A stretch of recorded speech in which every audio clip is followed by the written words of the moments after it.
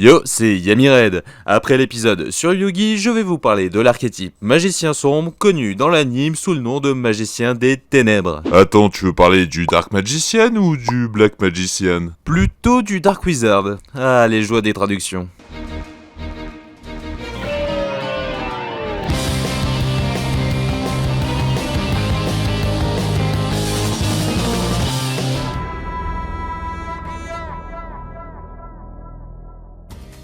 En soi, magicien sombre n'est pas réellement un archétype à proprement parler, mais plus un ensemble de monstres principalement de type magicien et d'attributs ténèbres, souvent représentés avec ce cercle magique et ayant un lien avec notre cher magicien. Pourtant, l'œil de Timé parle bien de monstres Dark Magician. Exact, et c'est d'ailleurs la seule carte. Notre cher magicien apparaîtra pour la première fois en 2002 dans le tout premier booster Légende du Dragon Blanc aux yeux bleus.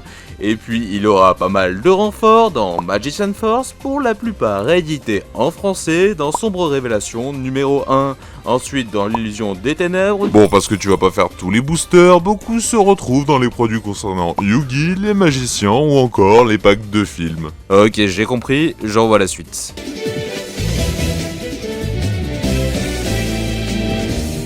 Bon, commençons par le fameux magicien sombre. Il dispose de 8 visuels différents, ce qui fait de lui et son rival Dragon les cartes en ayant le plus. Au travers de cela, nous pouvons distinguer 4 magiciens différents. Le premier est une version assez récente car c'est celle de Dark Side of Dimension.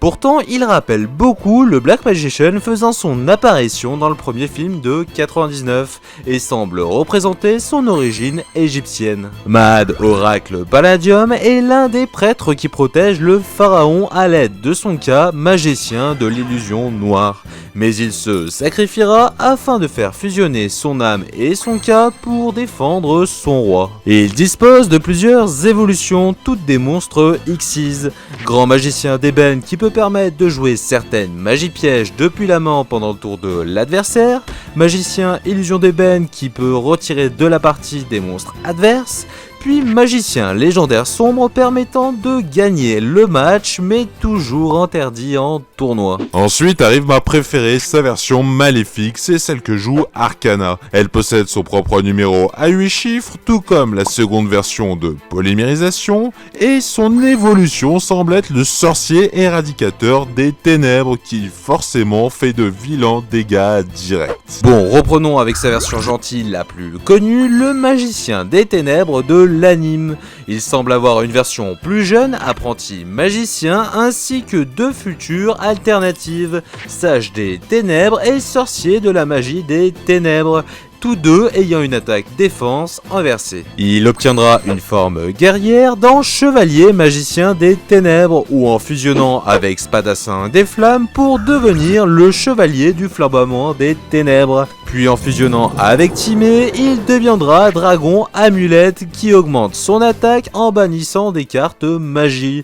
Ou encore Magicien Sombre, le Dragon Chevalier qui sera considéré comme un Magicien Sombre. Alors, je suis sûr qu'il s'agit pas du même magicien. Ah oui, exact. Bien que la saga de l'Oricalque n'y soit pas présent, il s'agit du dernier magicien sombre ayant le plus de visuels, celui du manga. Il aura aussi d'autres fusions, une avec Buster Blader, le paladin des ténèbres, n'ayant pas moins de 3 visuels différents.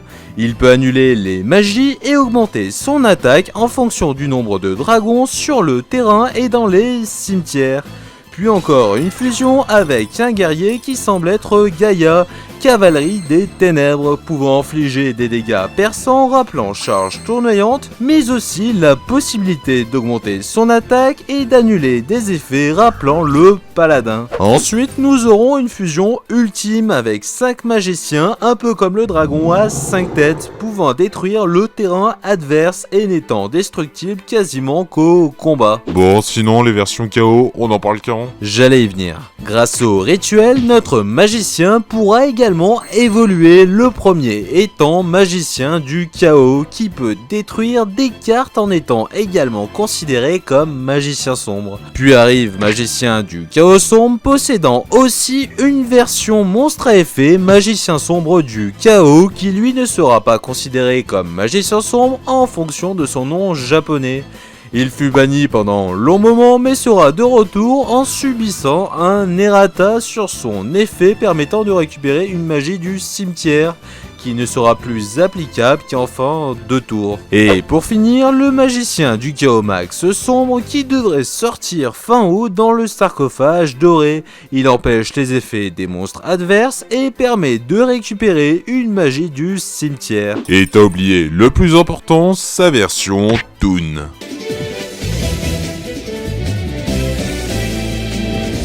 Comment faire cet épisode sans parler de l'une des cartes féminines les plus séduisantes du jeu, Magicienne des Ténèbres. Elle dispose d'ailleurs de 5 visuels différents. Oui, enfin, si on ajoute les versions japonaises non censurées avec une poitrine mise en avant et un méchant pentagramme, on arrive à 9, ce qui fait plus que le magicien et le dragon blanc. Bon, là tu chipotes. Par contre, c'est vrai qu'au vu de Cercle Envoûtant, ce pentagramme n'est pas très apprécié. Hormis cela, elle augmente son attaque pour chaque magicien sombre et magicien du chaos sombre dans le cimetière, cette dernière n'étant d'ailleurs sortie en TCG que bien après la magicienne. Pour en revenir à l'Egypte, Mana Oracle Palladium qui protège les magiciens de niveau 7 et qui devrait également sortir dans le sarcophage doré, était l'apprenti de Mahad et comme lui, elle pouvait contrôler son cas, apprenti magicienne, illusion qui augmente l'attaque d'un magicien ténèbres. Plus tard, elle évoluera en un monstre Xyz, Magi, magicien Gal possédant des effets calqués sur Monster Reborn et changement de cœur. Elle ne sortira sans doute jamais en TCG car Kazuki Takahashi refuse de la censurer. Méchant pentagramme. Et oui, sinon Magicienne des Ténèbres disposera également d'une version miroir Valkyrie de magicien, car elle est gauchère d'attribut lumière, a un cercle magique inversé et une défense supérieure à son attaque. Puis comme pour le magicien, elle aura également une fusion chevaleresque avec Timé. Et n'oublions pas sa superbe version Toon. Elle sera également à l'origine d'un autre archétype, les magiciennes D, qui permettent de faire une invocation de magicien et ou de modifier des attaques. Chacune représente une saveur et un attribut qui lui est propre. Magicienne des baies, des citrons, des pommes, des chocolats et des kiwis. À noter qu'elles seront créées pour Dark Side of Dimension, mais seuls citrons et pommes y apparaîtront. Peut-être que ce film a des scènes coupées.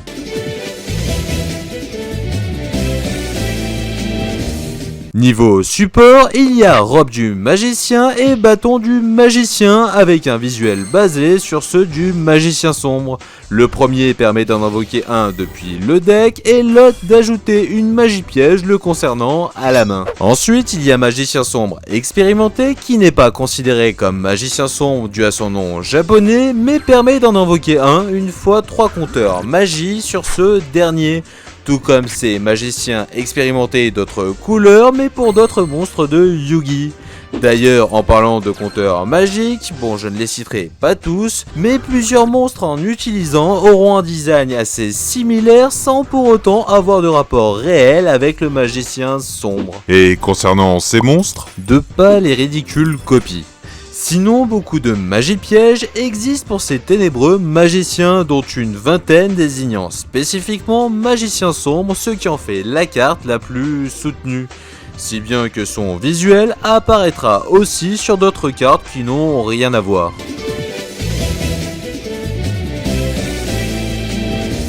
Étant monstre normal avec une faible attaque pour 2 sacrifices, c'est clairement sur toutes ces cartes de support qu'il faudra s'appuyer, sans oublier de céder des livres de magie ou même de quelques magiciens pendules pour en finalité invoquer des Xyz de rang 7, comme magicien illusion d'ébène, gros œil ou encore invoquer certaines fusions. Bon, vous l'aurez deviné, magicien sombre reste surtout un deck fun. Il fera quelques tops en régionaux mais ne surpassera jamais réellement la méta. Cependant, si vous voulez en voir une version assez récente, je vous mets en lien ce deck profil de Yugi Muto 91.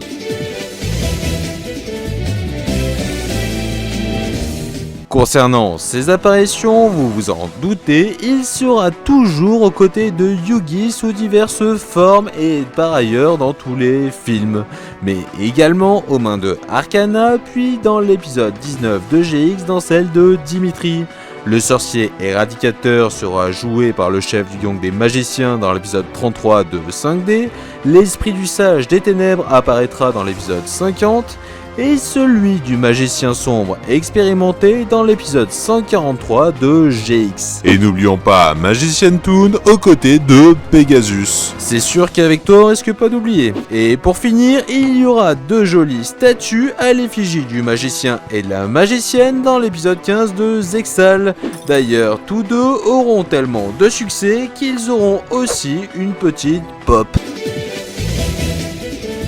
Et voilà, cette vidéo est désormais terminée, j'espère qu'elle vous aura plu, n'hésitez pas à me le faire savoir en commentaire, si les images de monstres sans arrière-plan vous intéressent, je vous renvoie sur mon site, puis si vous souhaitez voir une vidéo du même genre sur son rival millénaire, ça se passe ici, et pour l'histoire de Yugi, ce sera ici.